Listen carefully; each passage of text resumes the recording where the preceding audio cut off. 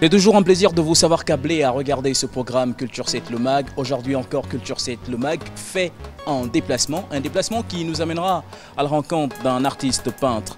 Lui, c'est Maurice Olimbo Javé. Il nous tiendra compagnie en deuxième partie de ce numéro, mais avant, je vous propose d'aller regarder le sommaire et les détails. A tout de suite. Les enfants à la découverte de la culture musulmane, fruit d'une initiative d'un musée new-yorkais. Cérémonie des Oscars, manifestation contre la sélection 100% blanche. La gastronomie nigériane, nouvelle tendance à Lagos. Le désert namibien protégé depuis le tournage de Mad Max. Maurice Olimbo Javé, artiste peintre et qui a su faire ses classes, est l'invité de Culture 7 le Mag. Voici pour le sommaire, vous êtes sur Culture 7 le Mag.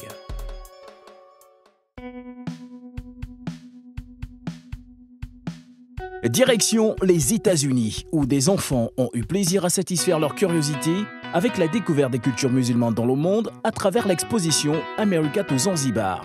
Sous l'initiative d'un musée de New York, le défi est plutôt réussi dans un contexte global ou difficile pour l'islam. Quand les enfants sont exposés aux autres cultures, ils apprennent plus sur eux et sur le monde autour d'eux. Et dans une ville comme New York, extrêmement diversifiée, où le terme village global est une expérience quotidienne, nous voulions exposer nos familles aux cultures peu familières. Un événement qui aura nécessité une grosse préparation, l'objectif principal était de faire voyager le public à travers une toute autre forme de culture venue du monde arabe. Au musée des enfants de Manhattan, l'entrée dans le monde musulman se fait par le toucher et l'expérimentation dans un décor aux couleurs vives.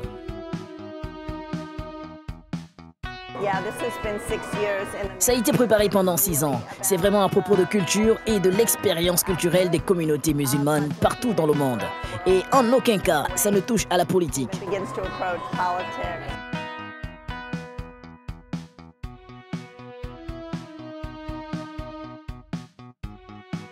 Nous avons exploré la Chine, le Japon, la Grèce, mais pour les enfants, nous pensons que c'est la première fois pour les cultures musulmanes. Et nous sommes très excités d'être capables de le faire.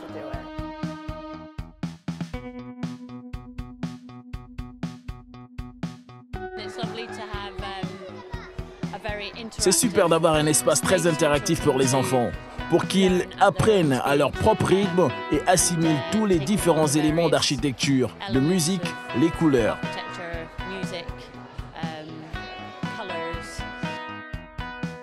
N'ayant pas pour but d'interpréter la religion, l'exposition America to Zanzibar porte sur les cultures musulmanes et non sur l'islam, qui n'est évoqué qu'en filigrane et dont les principes religieux sont absents. Prévue pour durer au moins 1 an, l'exposition pourrait ensuite voyager dans d'autres villes des États-Unis. Destinée aux enfants, elle est aussi un bon point d'entrée pour les adultes.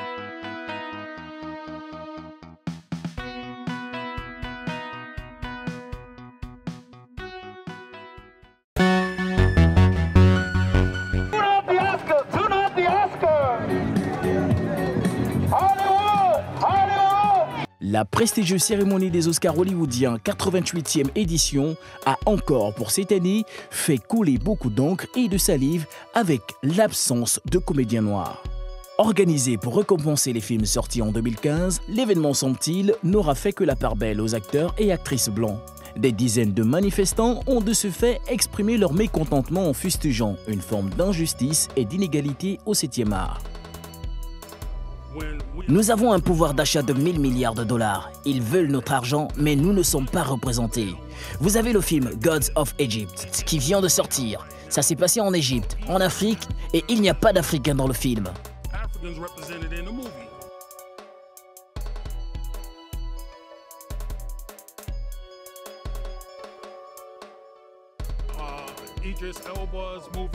Il y a le film d'Idris Elba, Beast of No Nation, le film de Will Smith, Straight Outta Compton. Il y a beaucoup de bons films auxquels on ne donne pas leur chance. Je suis allé l'autre jour au Festival du cinéma panafricain. Il y a beaucoup de films de qualité, mais ils ne reçoivent pas le soutien de l'industrie du cinéma. Deuxième année consécutive que les comédiens noirs sont absents parmi les nominés aux Oscars. L'événement fut fortement marqué par la controverse sur le manque de diversité parmi les nominés. Si on veut la diversité, alors les autres races doivent être représentées, surtout les Afro-Américains. Mais les Latinos aussi sont exclus de tout ça.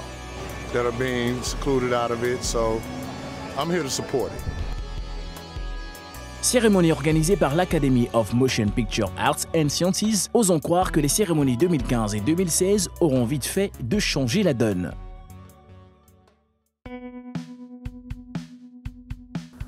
Un plat traditionnel sénégalais, le thieboudienne revisité, la fameuse igname du Nigeria modernisée. Dans ce nouveau restaurant chic et branché de Lagos, les classiques de la gastronomie africaine sont remaniés. Aux commandes des marmites qui crépitent, Pierre Thiam, un pionnier prêt à conquérir le monde. Nous, on est confiants que la cuisine du futur, c'est la cuisine africaine. Il y a tellement de produits qui n'ont pas encore été découverts. Et ce n'est pas seulement les chefs africains, mais les chefs de l'Occident aussi sont à la recherche de ces nouveaux produits-là. Et donc l'Afrique a tout à offrir.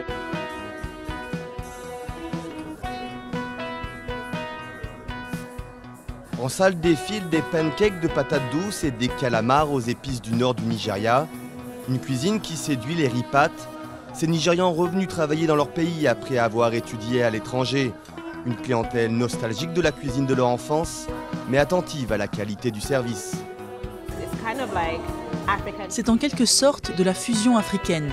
Nous avons été dans beaucoup de restaurants différents, asiatiques, italiens, mais on n'a jamais vu quelque chose de similaire. Nous sommes vraiment impressionnés. Ça montre dans quel sens va Lagos, une ville qui devient une métropole. Et pour des jeunes comme nous, c'est vraiment excitant.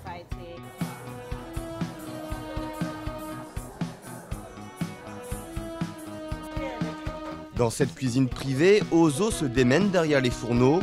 12 convives attendent un menu nigérian retouché, samosa fourré aux escargots et poulet au pesto de curry vert et aux plantes locales. La chef s'applique à respecter les tendances contemporaines. Faire sauter au lieu de mijoter, poêler, griller, ce sont des techniques que nous voyons de plus en plus.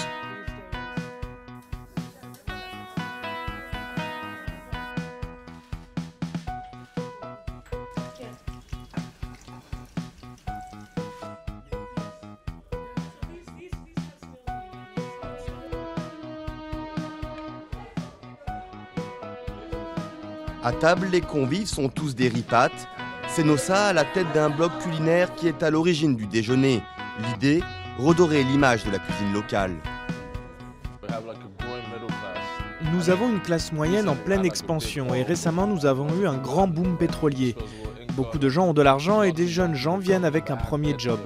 Ils sont à la recherche de nouvelles choses à faire. Le marché a vu cela comme une opportunité pour ouvrir de nouveaux restaurants, de nouvelles expériences culinaires. Une cuisine africaine en pleine mutation, une mutation qui va défier les traditions culinaires sur de nouvelles saveurs.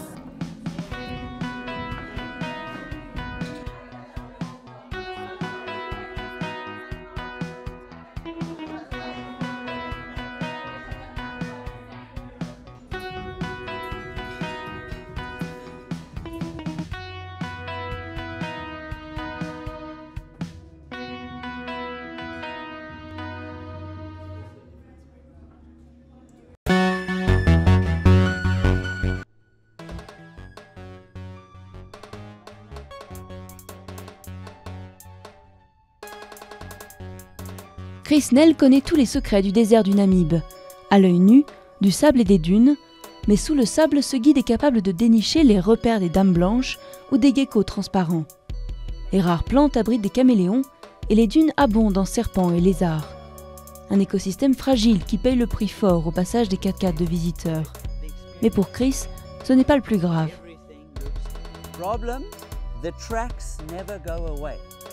Le problème, c'est que les marques ne partent jamais, elles restent pour toujours. Parce que le Namib est composé à 30% de sable et à 70% de pierres fines, de gravier. Des minuscules graviers que le vent n'emporte pas. Quand le blockbuster hollywoodien Mad Max a été réalisé dans le parc national du Dorob, des écologistes ont crié au scandale, accusant le tournage d'avoir détruit des zones du désert. Des dégâts que le guide relativise.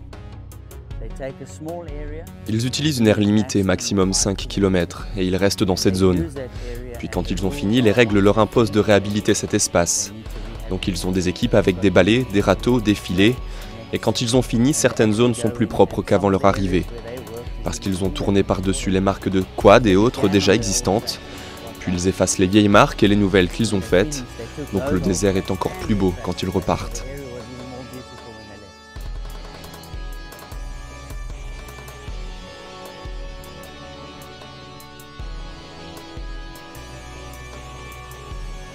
Avant la création du parc national, il y a 5 ans, les habitants et les visiteurs avaient pris l'habitude de chevaucher les dunes en 4x4. Aujourd'hui, le public n'a accès qu'à des secteurs restreints et les guides empruntent des chemins définis pour ne pas laisser de nouvelles traces. Mais d'après l'ANACOMA, l'autorité de gestion du littoral, le désert du Namib gagnerait à une application encore plus stricte des lois. Souvent, vous verrez qu'il n'y a pas assez de personnel pour faire appliquer les lois qui sont déjà en place. Donc ça, c'est un des problèmes. Et je pense aussi que nos lois ne sont pas assez dures. Elles ne suffisent pas à décourager les gens d'abîmer certains endroits et de jeter leurs déchets n'importe où.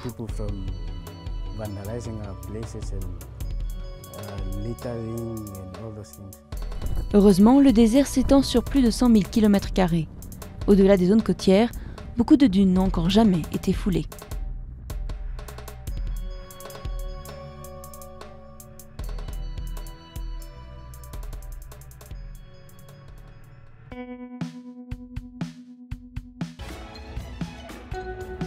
Ambiance nautique pour la dernière collection de Tommy Hilfiger à New York.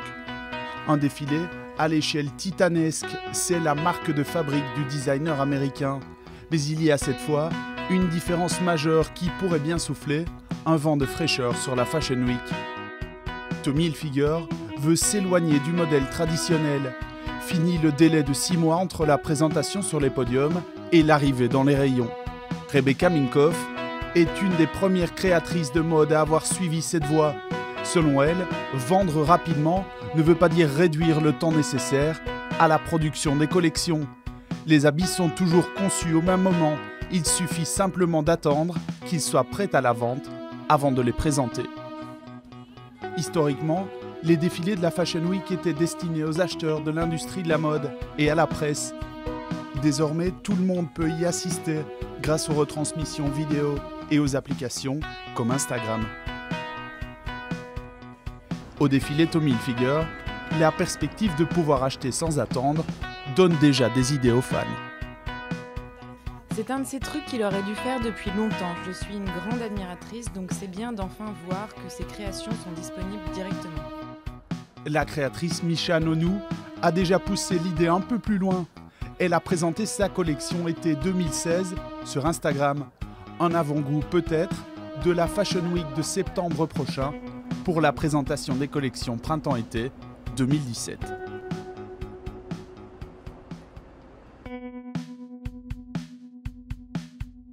Focus sur l'artiste Maurice Olimbo-Javé, peintre multiforme dont les œuvres sont mêlées au semi-abstrait, au visible et à l'invisible des rites et croyances locales. Doué et talentueux, maîtrisant à merveille le pinceau, grand nombre de ses toiles sont inspirées des rituels de culte des ancêtres où l'on retrouve des personnages, visages ou masques dans des représentations symboliques.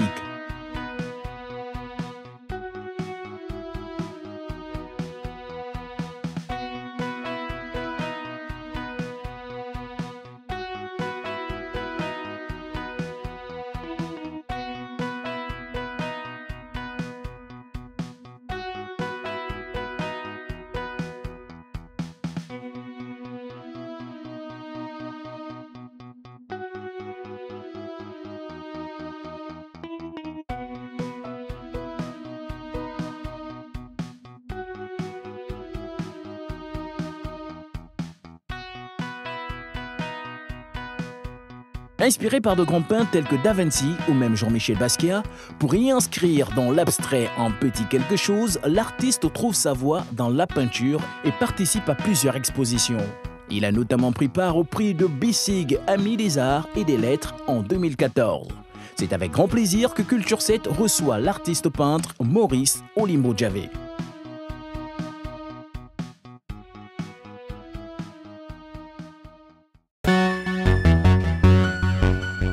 Si vous nous prenez à l'instant, vous êtes sur les antennes de Canal 7, vous êtes bien sûr en train de regarder le magazine Culture 7 Le Mag. Et dans le cadre de ce deuxième numéro, nous avons le plaisir de recevoir un invité, un homme très spécial et non pas des moindres. Lui, c'est un artiste, Maurice. Je vais donc laisser le soin à l'artiste de se présenter. Bonsoir. Bonsoir. Alors, vous êtes monsieur Maurice. Maurice qui? Maurice Olimbunjavé, artiste peintre. Artiste peintre gabonais. Alors Maurice, déjà pour le magazine Culture 7 Le Mag, c'est un véritable plaisir de partager cette émission avec vous. Et moi donc. Alors, nous allons parler de peinture. Ça fait combien d'années déjà que tu exerces dans le métier? Ouh là là, on va remonter, ça fait quoi? Plus de 25 ans. 25 ans. Ah oui, quand même, 30 ans je peux dire même. Alors, lorsqu'on parle de peinture, lorsqu'on parle du Gabon, est-ce que vous pensez que la peinture au niveau du Gabon a sa place? Elle a sa place, bien qu'il faut faire beaucoup d'efforts. Déjà, moi, je fais partie de la 3e génération des jeunes peintres gabonais. Et on se bat tous les jours pour mettre en place une structure, mais elle a grandement sa place. Il suffit simplement de mettre les structures en place et motiver les artistes. Parce que beaucoup aujourd'hui, comme on peut dire simplement, ont cassé le pinceau parce qu'ils estiment qu'au Gabon, l'art ne paye pas. Mais l'art paye, la preuve. J'ai envie de cela. Voilà. Alors, comment on peut expliquer cet amour que vous vouez pour la peinture? Cet amour, oh là là. Ça, comme on dit, il y a certains effets, certains actes qui ne s'expliquent pas. Mais c'est comme ça, comme disait grand maître, il y a des œuvres avec âme et sans âme. Et moi, je suis un artiste qui vit de son art et mes œuvres ont une âme. Et je cultive cela. Si je comprends bien, c'est amour pour l'abstrait, nature morte. Cet amour restera toujours ou bien? Je nage dans toutes les factures. Que ce soit figuratif, abstrait, mais sinon, en gros, mon style, je l'ai défini comme un semi-abstrait. Je joins le figuratif à l'abstrait. Donc je permets à tout un chacun de s'y retrouver. Je ne suis pas figé sur l'abstrait complètement ou sur le figuratif. Je joins les deux pour trouver une facture qui permettra à tout le monde de s'y retrouver. Lorsque vous êtes devant la toile, qu'est-ce qui vous inspire à peindre? Ce qui m'inspire à peindre, c'est la vie de tous les jours. C'est comme, je prends un exemple avec une amie une fois qui m'a posé une question, j'ai dit, quand vous êtes devant une femme, qu'est-ce que vous entreprenez avant de faire l'amour à une femme? Vous avez tout un amalgame de projets de la tête, c'est la même chose avec la toile. Et une fois qu'une toile est terminée, on a l'air d'être épuisé, pas l'air, on nous semble épuisé parce qu'on vient de tout donner. Donc on ne saurait comment définir cela, ça vient et c'est comme ça. Est-ce qu'on peut dire par là que vous vous inspirez de tout ce qui est autour de vous? Tout ce qui est autour de moi, sans ça on ne vit pas, on ne crée pas. Tu regardes, tu conçois. Bien qu'on dit, pas on dit, c'est un fait, Dieu a déjà tout fait. On ne crée pas, on ne fait que modifier ce qui existe déjà pour donner une suite logique à telle ou telle chose. Alors, pour l'artiste que vous êtes, est-ce qu'il vous arrive, vous, de vous inspirer d'autres? Ah oui, non, ça c'est la logique des choses. Aucun artiste dans le monde entier va te dire qu'il a créé un style propre ou bien qu'il est né directement avec un style. On s'inspire toujours d'une œuvre de grand maître. Ça c'est la logique, en montant, en descend, c'est d'office. Maintenant, au vu de cela, quand tu sors de cela, tu crées ta propre facture en prenant ici et là, tu crées ton style à toi. Bien sûr, tout en reconnaissant que je suis passé par là. Parce que moi, je prends mon exemple. J'ai fait l'école, j'ai fait les ateliers Maître Minko Minze. Au départ, on remarquait la touche du maître dans le tableau. Mais aujourd'hui, je me suis complètement détaché, tout en, bien sûr, en modelant, en ficelant une technique qui m'est propre, en s'inspirant des œuvres des grands maîtres. Ça, c'est obligatoire. Alors, si je jette un regard du côté de l'Occident et que je vous parle, par exemple, de Picasso, ça vous dit? Ah oui, Picasso, attends. Vous connaissez l'œuvre de Picasso, les demoiselles d'Avignon dont on parle aujourd'hui? Les visages de ces dames, ce sont des quotas, c'est des masques gabonais. Il était au Gabon, Picasso. C'est carrément le précurseur même du cubisme. Alors, si on revenait sur le continent africain, s'il fallait comme ça, à tout bout de champ, sortir un nom d'un grand peintre africain, lequel ce serait? Et déjà, peintre et sculpteur, j'ai un qui me revient de la tête que j'estime beaucoup, c'est Ousmane Sow. C'est un sculpteur, parce qu'il fait des œuvres monumentales, mais d'une facture qui frise, pas frisée dans le côté négatif, mais positif, quoi. Voilà. Quand on regarde vos tableaux, on est en connexion avec la culture gabonaise. Est-ce qu'il vous arrive, vous, de sortir de ce cadre et d'aller un tout petit peu vers l'Occident? Oui, bon, déjà, comment dirais, l'art est universel. Il faut savoir garder pied. Je suis africain et je reste africain. La majorité de mes œuvres, je travaille plus sur les thèmes culturellement africains. Bon, c'est vrai, je peux m'étaler, hein, dans l'universalité, comme on dit, mais je suis plus gabonais et je mets en pratique ma culture. Comme un écrivain, vous n'allez pas dire un écrivain qui est... bon, c'est vrai qu'un écrivain, c'est la même chose dont je dis, universel, mais il parle plus de ceux qui se sont vécus et de son pays avant de parler de celle des autres. Sache d'abord qui tu es avant de parler des autres. Voilà, exactement. Alors Maurice, quel type de public aime vos tableaux? Ouais, ils sont pluriels. Ils sont pluriels, mais sur 100%, on va donner un chiffre, 75% sont gabonais.